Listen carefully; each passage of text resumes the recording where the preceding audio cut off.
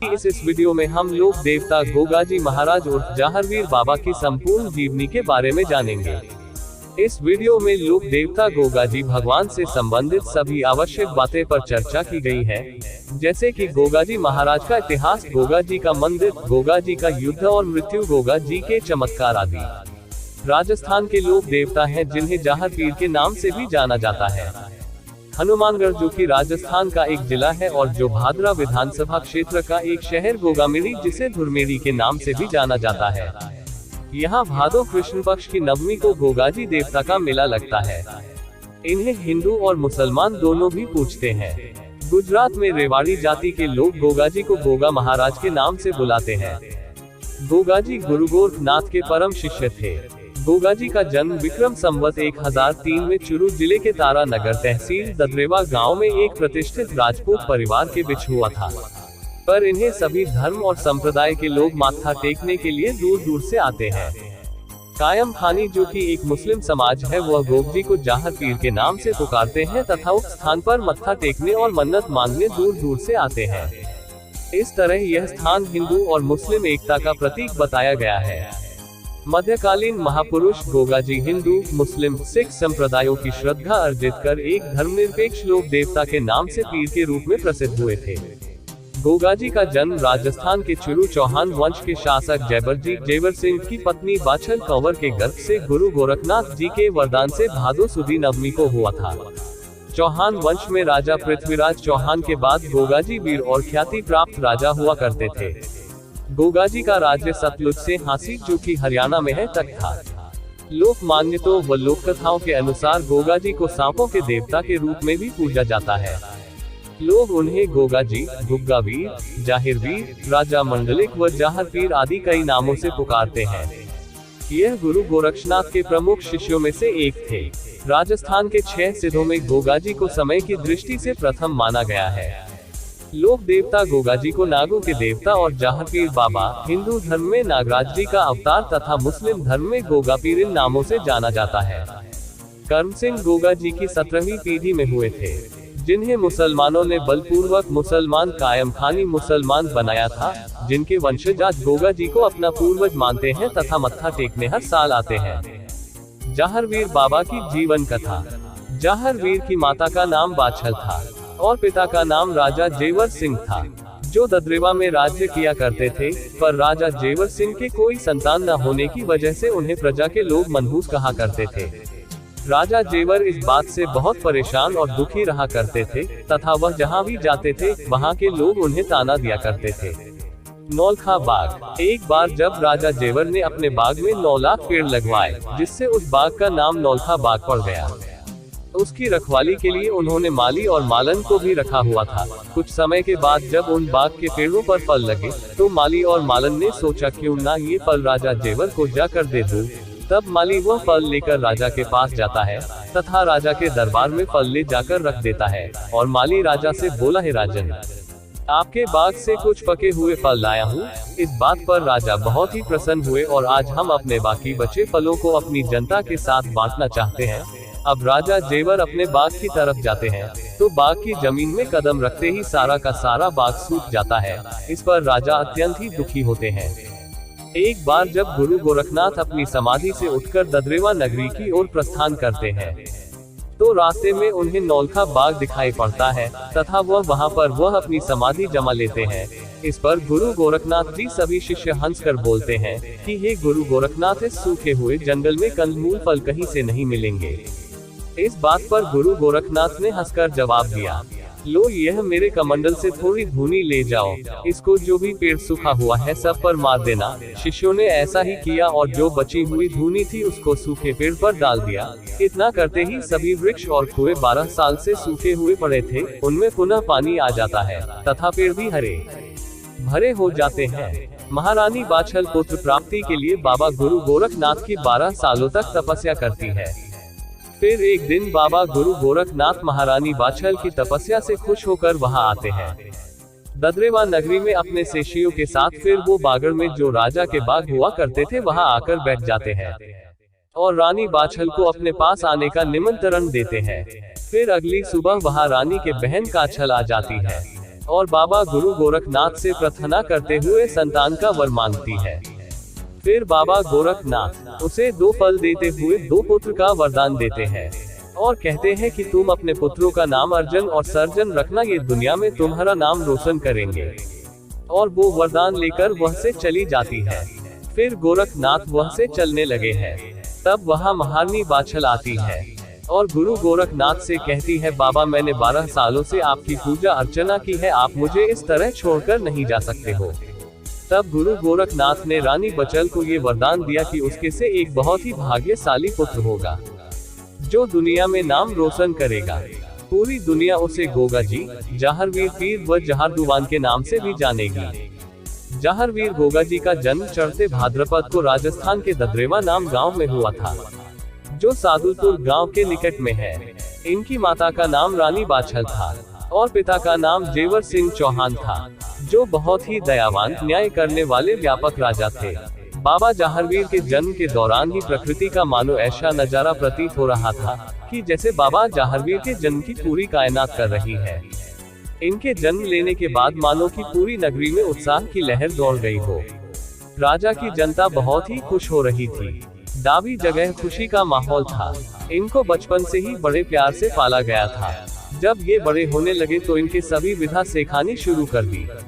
बाबा जहारवीर के जो गुरु थे उनका नाम बाबा गुरु गोरखनाथ था। यह उनके प्यारे शिष्यों में से एक थे। इन्होंने सभी विषय में महारत हासिल कर ली। बाबा जहारवीर जो थे ये चौहान वंश के राजा थे। जिस वंश के राजा पृथ्वी थे ये उन वंश के दूसरे राजा थे। बाबा जहारवीर के दादाजी का नाम महाराज उमर सिंह था। जहारवीर बाबा का गोगा जी नाम इस तरह पड़ा कि जब रानी बाछल गुरु गोरखनाथ के पास पुत्र प्राप्ति का वरदान लेने गई थी, तब उनके भाग्य में पृथ्वी पर 7 जन्म तक कोई भी संतान उत्पत्ति नहीं होना नहीं था। तब गुरु गोरखनाथ जी ने समुद्र के मार्ग पाताल लोक जाकर नाग नागिन से गूगल फल मांगा, जो पदम नगर में तारी नाग और नागिन के पास था। तो जब गुरु गोरखनाथ ने वह गूगल मांगा तो उन्होंने गोरखनाथ जी को गूगल देने को साफ मना कर दिया। इस पर गोरखनाथ जी ने उन्हें बिन के नशे में बेहोश कर गूगल को चुरा कर ले आए और वह गूगल माता बाछल को दे दिया था। गूगल फल के कारण ही उनका नाम गोगाजी रखा गया था। गोगाजी महाराज का विवाह कुंतल देश की एक महारानी रानी सीरियल के साथ हुआ था। रानी सीरियल को बाबा गोगाजी सपने में दिखाई दिए थे और सपने में रानी सीरियल ने गोगाजी के साथ 3 फेरे ले लिए थे और तभी से बाबा गोगाजी महाराज अर्ध विवाह के पवित्र बंधन में बंध गए थे। और जब इस बात का पता महारानी बाछल को पता चला तो उन्होंने कहा यह चौहान परिवार को शोभा नहीं देता इस कष्ट के लिए। तो इस पर माता बाछल ने गोगाजी को बहुत ही धमकाया। गोगाजी का विवाह केमल देख सीरियल के साथ हुआ। एक दिन सर्प के काटने से केमल देख की मृत्यु हो गई। इस वजह से गोगाजी बहुत अधिक क्रोधित हुए। उन्होंने सभी संपूर्ण सांपों को मारने का निश्चय कर लिया और सर्पों को मारने के लिए यज्ञ करने लगे। उनको यज्ञ करता देख सभी देवता घबराने लगे और सोचने लगे कि इस प्रकार तो पृथ्वी से सभी सांपों का अंत हो जाएगा। तभी नारद मुनि भगवान शनिदेव और इंद्र गोगाजी के पास आए और उन्होंने यज्ञ को रोकने की विनती की और उन्होंने गोगाजी की पत्नी के केमल दे को जीवनदान दिया और साथ ही यह वरदान भी दिया कि किसी भी व्यक्ति को यदि सांप काट लेता है तो आपके स्थान पर आने से उसका इलाज हो जाएगा। तभी से जहारवीर गोगाजी को सांपों के देवता के रूप में भी जाना जाने लगा। माना जाता ही कि जब गोगाजी की शादी हो गई थी तब उनके जो मौसेरे भाई थे वे उनसे बहुत ही ज्यादा जलते थे और उनकी माता काछल भी बाबा जी से नफरत करती थी। वे चाहती थी कि सारा राज्य सिर्फ उनके दोनों पुत्रों को ही मिले, इसलिए वे अपने पुत्रों को बाबा गोगा जी के खिलाफ भड़काया करती थी। एक दिन गोगा जी की पत्नी ने बागड़ में सावन के महीने में झूला झूलने के लिए अपनी माता बचल से आज्ञा मांगी। तब माता ने जाने दिया जब वह अपनी सखियों के साथ वहां गई तो राजा अर्जुन और सर्जन ने उनके वहां झूलने से माना कर दिया और वह से आ गई और सारी बात माता बाचल से कही। माता ने गोगा जी से ये बात कहने को माना कर दिया। फिर कुछ दिनों बाद एक दिन राजा को दोपहर में बहुत प्यास लगी। तब रानी सीरियल ने कहा कि महाराज मैं आपके लिए पानी ले आती हूँ। राजा जी ने मना किया पर रानी नहीं मानी और ठंडा पानी लेने बागड़ के कुएं में से पानी लेने चली गई। तभी वहां बागों में अर्जुन और सर्जन भी घूम रहे थे। फिर अर्जुन और सर्जन ने रानी सीरियल को वहां आते देखा और चुपके से रानी के साथ दुर्व्यवहार करने लगे।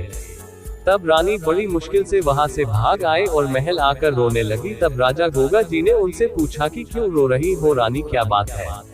तब रानी ने सारी बात बता दी। तब गोगा जी अपने भाइयों पर बहुत गुस्सा हुए और उन्होंने अपने बागों में जाकर अपने भाइयों से युद्ध कर दिया। तब उनके हाथों से अर्जुन और सर्जन मारे गए। राजा हर्षवर्धन के समय से ही हिंदुस्तान के पश्चिमी भूभाग बलूचिस्तान के कोने में एक काला बादल मंडराने लगा था। ये संकेत था हिंदुस्तान में पर आने वाले उस मजहबी बवंडर का, जिसका इंसानियत से कोई वास्ता नहीं रहने वाला था। लूटमार, दरिद्रता, वेश्यावृत्ति की कुरीतियों से जकने तुर्कियों ने इसे मजहब का नकाब पहनाकर हिंदुस्तान में जो हैवानियत का खेल खेला, उसे युगों युगों तक भुलाया नहीं जा सकता है।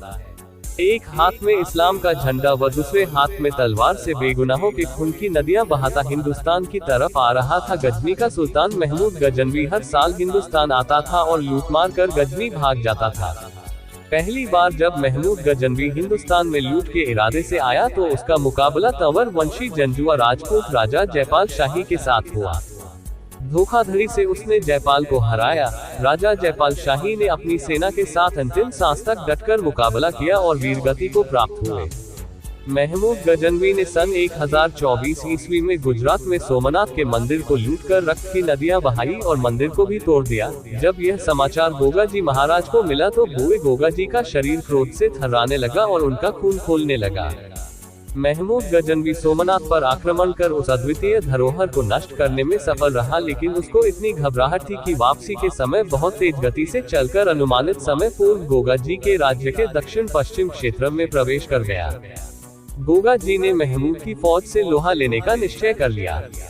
उन्होंने अपने पोते, जिसका नाम सामंत चौहान था, जो बहुत ही चतुर था, उन सभी राजाओं के पास सहायता हेतु भेजा जिनके राज्यों के रास्ते लूटमार करते हुए गजनवी को सोमनाथ मंदिर लूटने जाना था। सामंत सहायता के लिए सभी राजाओं से मिले, लेकिन हर जगह उसे निराशा ही हाथ लगी।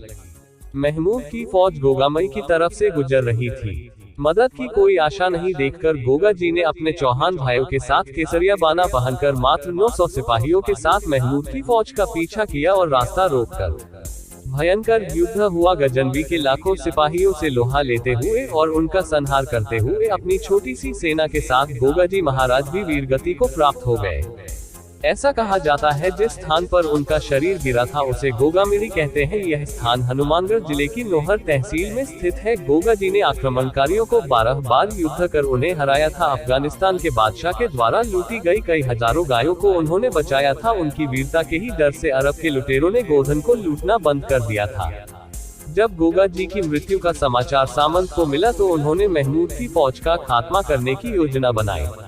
उन्होंने ऊँटनी पर सवार होकर महमूद की फौज का पीछा किया और मोहम्मद की फौज में रास्ता बताने वाला बनकर महमूद की फौज के साथ शामिल हो गए। भीषण तेज गर्मी और आंधियों के कारण महमूद और उसकी फौज सोमनाथ का रास्ता ही भटक गई। तब सामंत ने कहा कि वो सोमनाथ मंदिर का एक और रास्ता जानता है जिससे कम समय में ही सोमनाथ मंदिर पहुंचा जा सकता है। महमूद के पास कोई चारा न था। उसने अपनी पैदल फौज को सामंत के साथ जाने का हुक्म दे दिया। फिर क्या था, सामंत चौहान अपनी योजना अनुसार फौज को गुमराह करते हुए जैसलमेर के रेतीले रेगिस्तान में ले गया, जहां कोसों की दूरी तय करने पर पानी भी नसीब न हो सके। और जैसे ही सामंत को अवसर मिला तो उन्होंने अपनी शमशीर खींच ली और हर हर महादेव का नारा बुलंद करते हुए शत्रुओं पर भूखे शेर की तरह टूट पड़े। तभी सामंत ने आंधी ने भी विकराल रूप धारण कर लिया। रेतीले टीलों में पहले पीले सांप पाए जाते थे जिन्होंने शत्रुओं का डस कर वध कर दिया, और जो बचे वे रेतीले तूफान भीषण गर्मी में जलकर वही स्वाहा हो गए। इस प्रकार सावंत चौहान महमूद की आधी फौज के साथ लड़ते हुआ रेगिस्तान में धरती माता की गोद में समा गया। उनके वंशजों का सत्य ये है कि उनके 13वें वंशधर करमसी करमचंद, जो उस समय बालक थे, को जंगल में से दिल्ली के फिरोज शाह तुगलक 1351-1388 उठाकर ले गया था। फिरोज शाह ने उसे जबरदस्ती मुसलमान बनाकर अपनी पुत्री उससे ब्याह दी और उसका नाम कायनमा खान रख दिया, और बाद में यही कायनमा खान बहलोल लोदी के शासनकाल में हिसार का नवाब बना था। इसी कायम खां के वंशज कायम खानी चौहान मुसलमान कहलाए और ये अभी भी गोगा जी की पूजा करते हैं। गोगा जी चौहान को उत्तर भारत में लोक देवता के रूप में पूजा जाता है। गोगामेड़ी पर हर साल भाद्रपद कृष्ण नवमी को मेला लगता है, जहाँ दूर दूर से हिंदू और मुसलमान पूजा करने आते हैं। आज भी सर्पदंश से मुक्ति के लिए गोगा जी की पूजा की जाती है। गोगा जी के प्रतीक के रूप में पत्थर या लकड़ी पर सर्प मूर्ति उत्कीर्ण की जाती है। लोक धारणा है कि सर्प दंश से प्रभावित व्यक्ति को यदि गोगा जी की मेडी तक लाया जाए तो वह व्यक्ति सर्प विष से मुक्त हो जाता है। आज भी जो उनकी सच्चे दिल से पूछा और कहानी सुनाता है उसकी हर इच्छा पूरी होती है।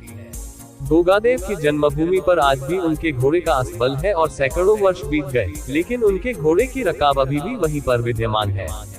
उक्त जन्म स्थान पर गुरु गोरक्षनाथ का आश्रम भी है और वहीं है गोगादेव की घोड़े पर सवार मूर्ति है। हनुमानगढ़ जिले के नोहर उपखंड में स्थित गोगाजी के पावन धाम गोगामेड़ी स्थित गोगाजी का समाधि स्थल जन्म स्थान से लगभग 80 किलोमीटर की दूरी पर स्थित है। गोगामेड़ी में गोगाजी का मंदिर एक ऊंचे टीले पर मस्जिद नुमा बना हुआ है। इसकी मीनारें मुस्लिम स्थापत्य कला का बोध कराती है। कहा जाता है कि फिरोज शाह तुगलक सिंध प्रदेश को विजयी करने जाते समय गोगामेड़ी में ठहरा था। रात के समय बादशाह तुगलक व उसकी सेना ने एक चमत्कारी दृश्य देखा कि मशालें लिए घोड़ों पर सेना आ रही है। तुगलक की सेना में हाहाकार मच गया। तुगलक की सेना के साथ आए धार्मिक विद्वानों ने बताया कि यहाँ कोई महान सिद्ध है जो प्रकट होना चाहता है। फिरोज तुगलक ने लड़ाई के बाद आते समय गोगामेड़ी में मस्जिद नुमा मंदिर का निर्माण करवाया। हरियाणा, पंजाब, उत्तर प्रदेश, राजस्थान में हजारों गांव में गोगा जी की माटी बनी हुई है और उनकी हर जगह हर धर्म और जाति के लोगों द्वारा पूजा की जाती है। उनकी ध्वजा नेजा कहलाती है। गोगा जाहरवीर जी की छड़ी का बहुत महत्व होता है और जो साधक छड़ी की साधना नहीं करता उसकी साधना अधूरी ही मानी जाती है, क्योंकि मान्यता के अनुसार जाहरवीर जी के वीर छड़ी में निवास करते हैं।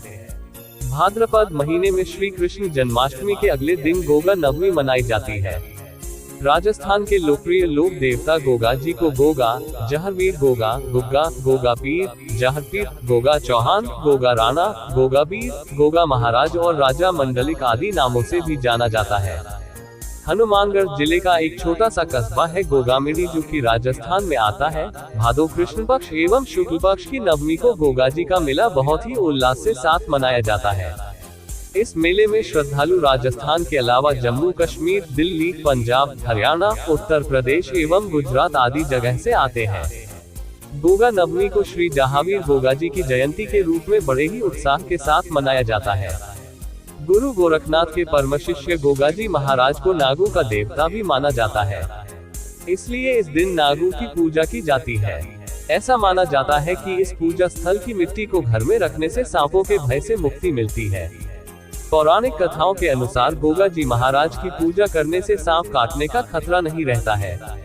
हिंदू इन्हें गोगा जी तथा मुसलमान इनको गोगा पीर एवं जाहर पीर के रूप में पूजते हैं। राजस्थान में एक लोगों के अनुसार पाबू जी, हरदू जी, रामदेव जी, मंगलिया जी और मेहाजी को 5 मुख्य पीर पंच पीर माना जाता है। इस जनश्रुति को दोहा के रूप में इस प्रकार से जाना जाता है: पाबू, हरदू, रामदेव, मांगलिया, मेहा, पांचों पीर पधारज्जो, गोगा जी जेहा। लोक देवता गोगा जी की घोड़ी का नाम नीली घोड़ी था, जिसे गोगा बाबा भी कहते हैं। लोक देवता गोगा जी को नागू के देवता और जाहर पीर, हिंदू धर्म में नागराज जी का अवतार, मुस्लिम धर्म में गोगा पीर के नामों से जाना जाता है। गोगा जी को किसका अवतार माना जाता है? लोक देवता गोगा जी को नागू के देवता और जाहर पीर, हिंदू धर्म में नागराज जी का अवतार, मुस्लिम धर्म में गोगा पीर इन नामों के द्वारा जाना जाता है। लोक देवता गोगा जी की ओल्डी झोपड़ी सांच और जालौर में स्थित है। इस तरह की जानकारी प्राप्त करने के लिए चैनल को लाइक और सब्सक्राइब करें।